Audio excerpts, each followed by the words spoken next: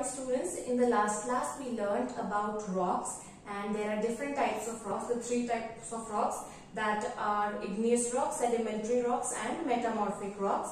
So in last class we also learned about igneous rocks and some examples of igneous rocks, and today we are going to learn about the second types of rocks, that are sedimentary rocks.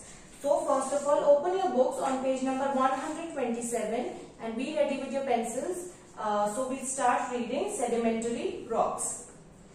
A large portion of rocks found on the surface of the earth are sedimentary rocks.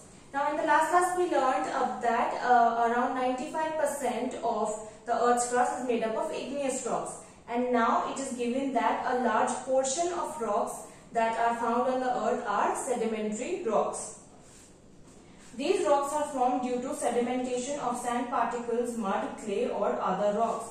Underline this, that how are sedimentary rocks formed? They are formed due to the sedimentation of sand particles, mud, clay or even other rocks. These rocks are therefore called sedimentary rocks. So why are they called sedimentary rocks? There is your answer. So what does sedimentation mean? Now here in the next paragraph it is given, sedimentation means the settling of particles at a place. Underline this also. So what is the meaning of sedimentation? Sedimentation means the settling of particles at a place. When igneous rocks undergo weathering by wind, water, ice or glaciers, they break down into small fragments. So in that class we learned about igneous rocks, and when those igneous rocks they undergo weathering when they break down into very small particles due to high pressure of water, wind, icebergs or ice. So things like that, they break down into small fragments, to small stones or pebbles. So these fragments are then carried away by flowing water and wind into rivers and seas. So then these small fragments, they become very light. So they are carried away by water or by wind, and so to the rivers and seas. There these particles sink down to the bottom and form layers. So when they go in these rivers and seas, what they do is they go to the bottom, sink in the bottom, and then they form a layer. And then the many such layers are formed one on top of the other. The top layers squeeze the bottom layers and create hard sedimentary rocks. So when these layers they form, many layers keep forming on these rocks because there is continuous withering of igneous rocks going on. So many layers they stack on top of each other, and the top layer it squeezes down and it puts pressure on the bottommost layers, and that is how sedimentary rocks are formed. So now we learned what are sedimentary rocks and how are they formed. Now there are many types of sedimentary rocks. So first one is sandstone. Sandstone is formed when small particles of sand get compressed and cemented together. So from the name of sandstone we can easily tell that it is made from sand. So how it is formed? It is formed when small particles of sand are compressed and cemented together. The most common mineral found in sandstone is quartz. Underline this line. So the most common mineral that is found in sandstone is quartz, and the sandstone it can be of brown, pink, red or yellow color.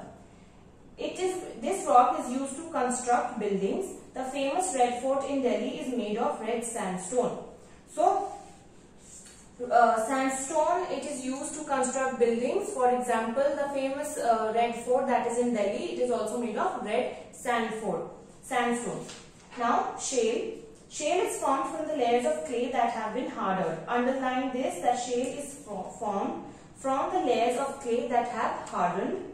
So it is a smooth rock. Now when we touch clay, it is very slippery and very smooth. So when shale is formed, it is a very smooth rock, and it is used to make bricks and tiles. Now limestone. Limestone is mainly composed of skeletal fragments of sea organisms such as corals and mollusks. So limestone it is mainly made up of skeletal fragments of sea organisms, and because when the small fragments of igneous rocks, they settle down in the rivers or the sea. What they do is they settle down on the sea organisms, and that is how limestone is formed. So it is formed mainly of the skeletal fragments of sea organisms like corals and mollusks. It contains calcite and arabidine minerals. Chalk is very common type of limestone rock. Underline this, that chalk is a very common type of limestone rock. Cement, bricks and glass are made from limestone. Now conglomerate. Conglomerate rocks are pieces of small rocks cemented together with sand and minerals. Underline this, how are they formed? What are they? The conglomerate rocks are small pieces of rocks that are cemented together with sand and minerals.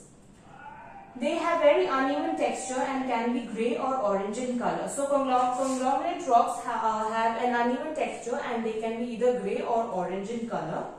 They are used to polish ornaments and also used as ornamental rocks. Now what we are going to do here, now that is all. Now we are going to revise types of sedimentary rocks. So first one we learned about sandstone. Sandstone is a rock. It is a sedimentary rock. It is formed by the small particles of sand that are compressed and cemented together. And the most common mineral that is found in sandstone is quartz. And they can be brown, pink, red or yellow in color.